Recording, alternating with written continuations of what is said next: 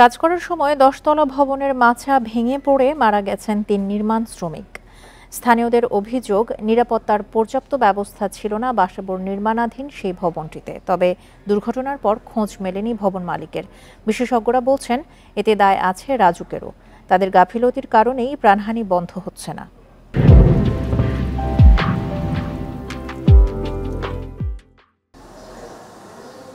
বাসাবোর মায়াকানন এলাকা। 10 তলা এই নির্মাণাধীন ভবনের কাজ করছিলেন আলতাফুল, অন্তর ও মফিজুল। শুক্রবার সকাল 10টার দিকে মাচা ভেঙে নিচে পড়ে যান তারা। নামলো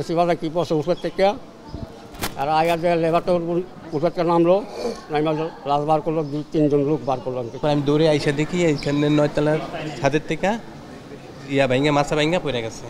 তাদের 3 জনকেই গুরুতর অবস্থায় হাসপাতালে নিয়ে যান স্থানীয়রা। পরে মুগদা হাসপাতালে আলতাফুল ও অন্তরকে মৃত ঘোষণা করেন চিকিৎসক। ঢাকা মেডিকেলে নেওয়ার পর মৃত্যু হয় মফিজুলের।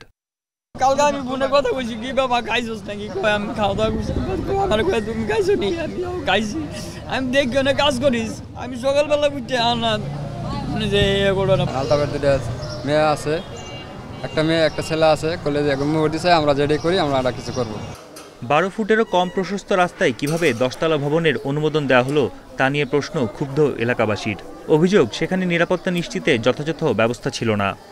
2টা লোক এই জায়গায় ডেট হয়ে গেছে। যদি সেফটি থাকতো তাহলে তো দুর্ঘটনার হাত থেকে অবশ্যই বাঁচত তারা। ওনারা তোয়াক্কা না করে এইভাবে ভবনটা করছে অবৈধভাবে।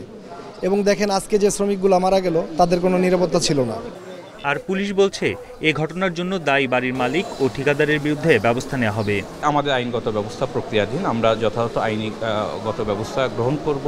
যারা অবহেলার জন্য যারা দায়ী, ঠিকাদার প্রতিষ্ঠান অথবা মালিক পক্ষ যেই দায়ী হোক না কেন, আমরা তাদের বিরুদ্ধে আইনগত ব্যবস্থায় যাব। এদিকে বাংলাদেশ ইনস্টিটিউট অফ লেবার স্টাডিজের তথ্য বলছে, গত 13 বছরে কাজ করতে গিয়ে মারা গেছেন অন্তত 11,500 নির্মাণ শ্রমিক। খরচ কমানো ছাড়াও রাজুকের তদারকির অভাবেই এমন মৃত্যু বন্ধ হচ্ছে না বলে মনে করেন বিশেষজ্ঞরা। কিভাবে নিরাপত্তা নিশ্চিত করতে হবে সেই বিষয়ে একদম সুনির্দিষ্ট দিক নির্দেশনা দেওয়া আছে। সমাজের বিভিন্ন রন্ধ্রে রন্ধ্রে যে দায়িত্বহীনতার যে পরিচয়, তারই একটা প্রতিফলন হয়তো রাজুকে ঘটেছে। ভবন নির্মাণের নিরাপত্তা নিশ্চিতে বিল্ডিং কোড মানাতে সরকারকে কঠোর হওয়ার পরামর্শ দিচ্ছেন বিশেষজ্ঞরা। বন ইবনে কামাল, ইন্ডিপেন্ডেন্ট নিউজ, ঢাকা।